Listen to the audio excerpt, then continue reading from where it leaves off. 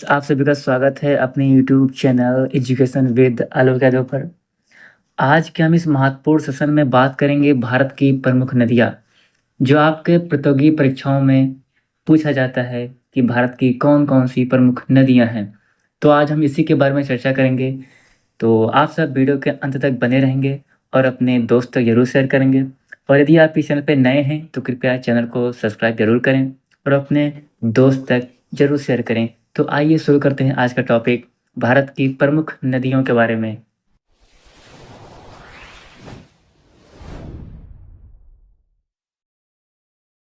तो फ्रेंड्स, सबसे पहले जो हमारे भारत की जो प्रमुख नदी है वो है गंगा नदी। और ये गंगोत्री हिमनद उत्तराखंड से निकलती है और इसकी जो लंबाई है वो लगभग में 2525 किलोमीटर तक है।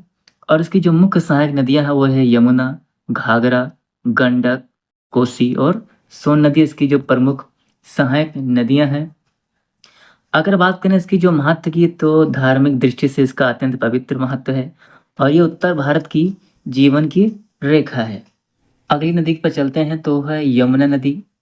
और ये भी उत्तराखंड के यमुनोत्री ग्लेशियर से निकलती है और इसकी भी जो लंबाई है वो लगभग 1376 किलोमीटर है। और ये प्रयागराज में आके मिलती है गंगा में। प्रयागराज यूपी में आके मिलती है गंगा में। इसके बाद जो हमारी नेक्स्ट नदी है वो है सरस्वती नदी।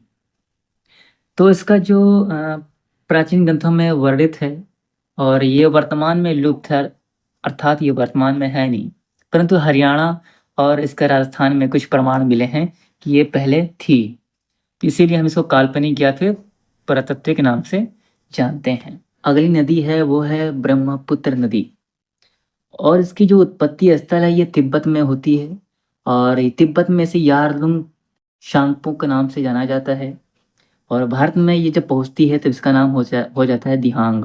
पहले ये अरुणाचल प्रदेश की सीमा में प्रवेश करती है, इसके बाद असम में। और इसकी विशेषता यह है कि यह नदी बाढ़ लाती है और ये जल विद्युत में उपयोगी है, अर्थात इसे विद्युत बनाया जाता है। इसके बाद आती है सिंधु नदी। तो ये भी तिब्बत में मानसरोवर के पास से निकलती है और ये जम्मू कश्मीर के लद्दाख में भारत में प्रवेश करती है। और इसका जो महत्व है, ये सिंधु घाटी सभ्यता का केंद्र है और पाकिस्तान में बहती है। इसके बाद आती है गोदावरी नदी। इसकी जो उत्पत्ति स्थल है महाराष्ट्र के नासिक से निकलती है और इस नदी की जो लंबाई है वो लगभग 1465 किलोमीटर तक है और ये दक्षिण भारत की सबसे लंबी नदी है और इसीलिए इसको दक्षिण की गंगा कहा जाता है। कृष्णा नदी। और ये महाबलेश्वर महाराष्ट्र से निकलती है। इसकी जो लंबाई है वो लगभग 1400 किलोमीटर की है और इसकी जो महत्वपूर्ण जो सहायक नदियां हैं वो है भीमा और तुंगभद्रा नदी इसकी सहायक नदियां हैं। कावेरी नदी। और इसकी जो उत्पत्ति स्थल ये तलकावेरी कर्नाटक से निकलती है और कर्नाटक और तमिलनाडु में ये बहती है। इसके लिए कृषि और जल के लिए महत्वपूर्ण है ये। नेक्स्ट नदी है वो है नर्मदा नदी। और ये मध्य प्रदेश के अमरकंटक से निकलती है और ये पहाड़ों के बीच बहने वाली नदी है और ये पश्चिम की ओर बहने वाली नदी है। ये इसकी विशेषता है कि ये पश्चिम की ओर बहती है और ये कहाँ से निकलती है? अमरकंटक मध्य प्रदेश से निकलती है।